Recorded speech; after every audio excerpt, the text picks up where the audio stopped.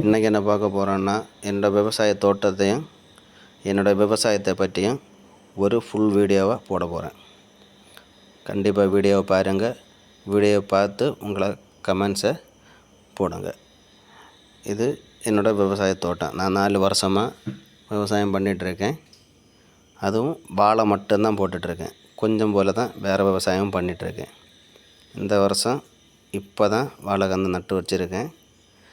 இது இப்போ ஒரு 2-3 இலை வந்ததுக்கப்புறம் உள்ளது.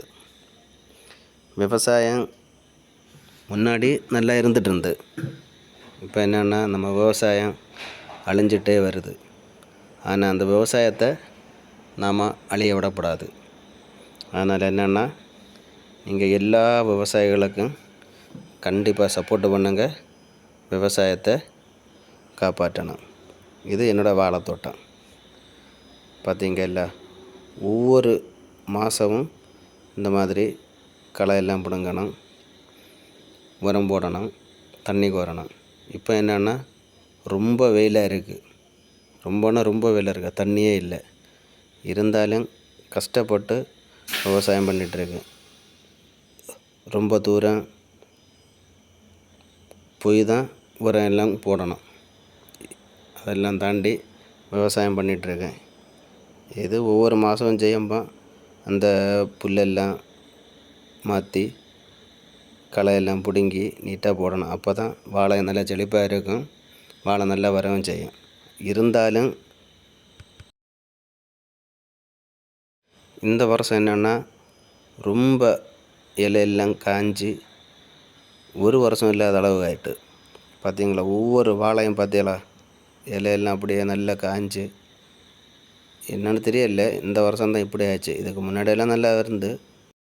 இந்த மாதிரி இலை காயதுக்கு சிலவங்க என்ன சொல்கிறாங்கன்னா, 4 வருஷமாக வாழை நட்டால் அந்த மாதிரி மண்ணுக்கு உரம் இருக்காது, அதனால் இந்த மாதிரி இலை காயும், தண்ணி இல்லாதனால காயும், ரொம்ப வெயில் அடிக்கனால காயும். சரி, ஏதோ எப்படியோ கஷ்டப்பட்டு இந்த அளவுக்கு கொண்டு வந்து ஃபஸ்ட்டு வாழை கொலை போட்டு பார்த்தீங்கல்ல.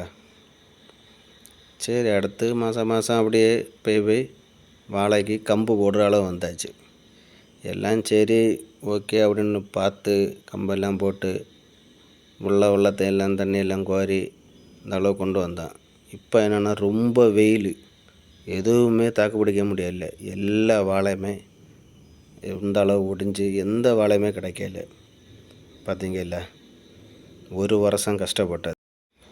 சரி, பிரச்சனை இல்லை, அடுத்த வருஷம் பார்ப்போம். எதுவாக இருந்தாலும் விவசாயத்தை விட போகிறதில்ல. விவசாயம் எல்லா வருஷமும் பண்ண தான் செய்வேன்.